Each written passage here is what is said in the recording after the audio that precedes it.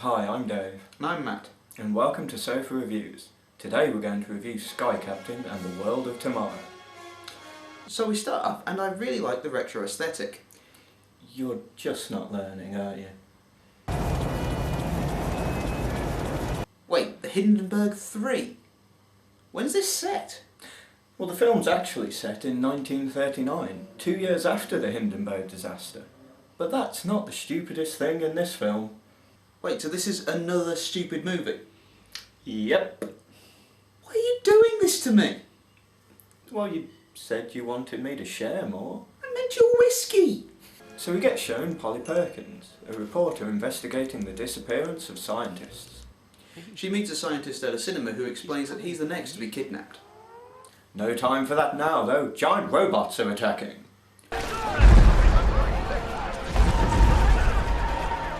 And so the city calls for a hero, Sky Captain.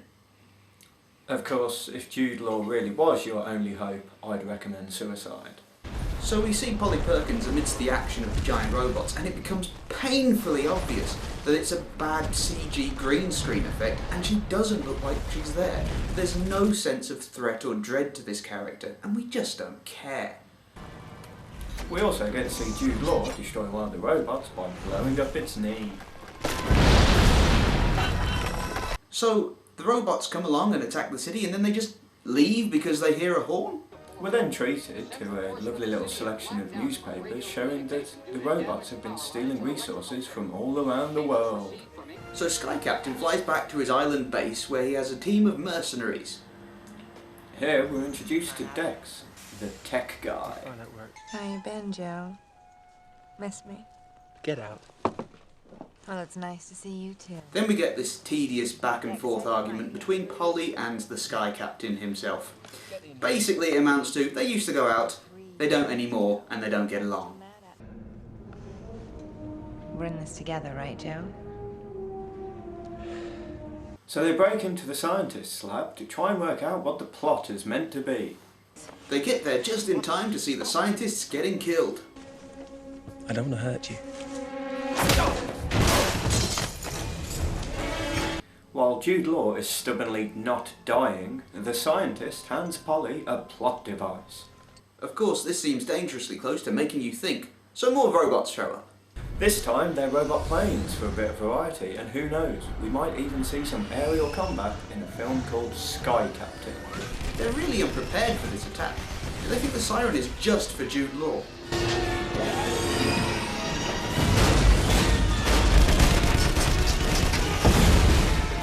Dex advises that the robots will be controlled by a leader plane that they need to find.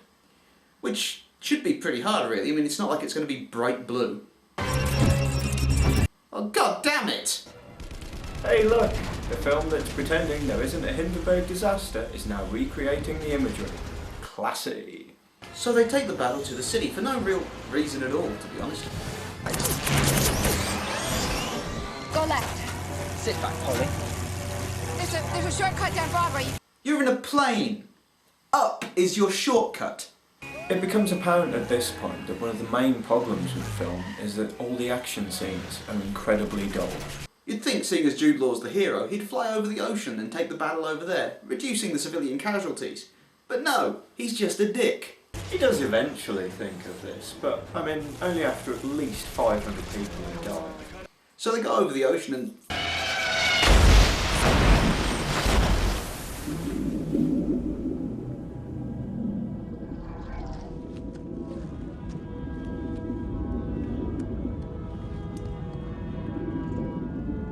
We went underwater. Oh, wait, what? A plane that can turn into a submarine and hit the water at that speed? I don't even know where to start with how wrong this is. Well, you won't like the next bit.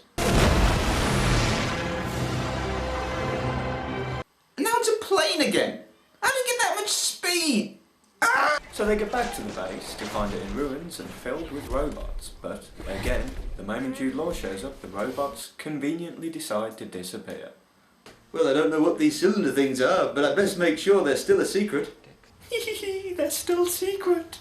Impressively, Polly manages to see Jude Law's expression of grief without being able to see his unemotive face.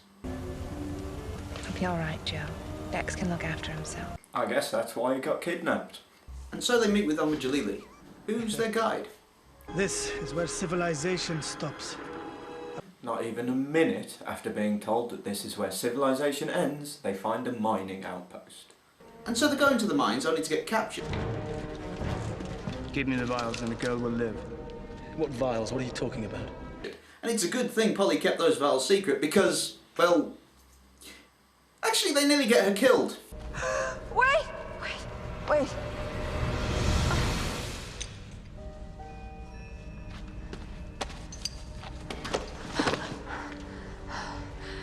I'm sorry, Joe. So there they are, trapped in the room with no way out, filled with dynamite, fuses lit. Surely there's no way out of this one.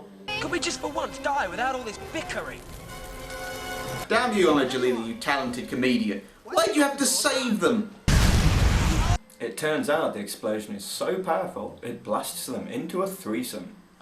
They've actually been rescued and are in Shangri-La, which looks a lot like Rivendell.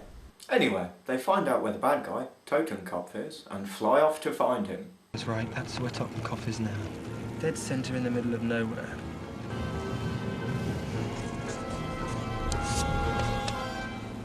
What's that point there? That's where we run out of fuel. Brilliant, they can't make it. We may as well go home. You tried your best, and best was bumbling incompetence. Sadly, Jude Law has a friend nearby who just happened to help out. What is it? It's a mobile airstrip. Dex had a hand in designing it. So Dex built that thing as well. He's sounding to be a much more impressive hero. Permission to land on platform 327. Maintain your present course. Platform 327. There's 2 platforms. Hey, it's Angelina Jolie. I almost forgot she was meant to be in this movie. So their secret base gets attacked by the robots because they had nothing better to do. Francesca, you've got to get me on that island. I'm not about to risk the lives of my men for one of your silly antics. He's got Dex. Not Dex. He's actually useful. I'll help you. So she agrees to help and they decide to get into the secret island underwater. Alert the amphibious squadron. In the 3 minutes we've had Angelina Jolie on screen, it's become very apparent that she would have been a much, much more interesting hero than Jude Law. She has a whole battalion, for crying out loud, and a flying airship. So underwater she leads some homing missiles to follow her, also sacrificing her own plane to crash into the robot to blow it up and out of the way to let Jude Law through. She even has a jetpack. Well, that was her 10 minutes done. So we get to the hidden island, and suddenly the visual style starts to become really shitty. Oh look, he named the plane after me. He must love me after all. So our heroes go bumbling through the lost world until they eventually find the Ark. He's building an ark. Of course, they shouldn't know this because the plot hasn't actually been explained to them yet. And now the idiots are attacked by more robots, but Dex shows up to save them. Now that they're on the ship with the scientists, the plot, such as it is, can finally be explained. Totenkopf believed that humankind was doomed to extinction. So he proposed the unthinkable, to build a vessel that would carry the building blocks of a new civilization into space. He uses machines to collect specimens representing all life on Earth. What Totenkopf called the world of tomorrow. Welcome to the world of tomorrow! So they find Totenkopf's inner sanctum, and one of the scientists realizes what movie he's in. Doctor, stop!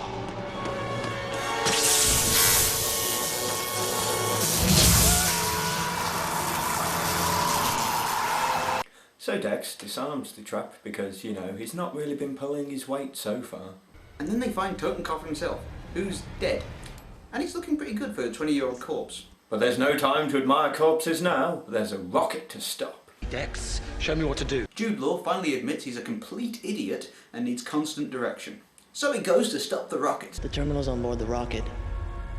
You won't have time to escape. Realising that it's a one-way trip, he takes Polly to one side, kisses her, and then punches her in the face. And I'm not sure which she'd be most upset about. Near the rocket, Jude Law encounters the ninja and we get an actual fight scene. Of course, even with the element of surprise, Jude Law can't knock out a woman. And so Polly comes along to save him from his own incompetence. This, however, does lead to the best bit of the movie. I think that's how everyone should greet Jude Law. So they get to the rocket and... Wait, how did she get there? Robot ninja, Matt. That's just the way it works. So they manage to go up and disable the rocket and find a convenient escape pod. So sadly they survive, but who really cares at this point? This thing's finally finished.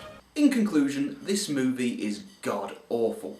While I really do like the retro aesthetic, which brings back those old school sci-fi movies that pretty much don't come around anymore. In their own movie, the heroes are completely useless. Most of the traps they get into because of their own incompetence, and they're rescued by every side character in the movie. Even Dex, who they're spending most of the time rescuing, escapes on his own and manages to rescue the scientists as well. It's only when the Sky Captain himself turns up that things start properly going wrong.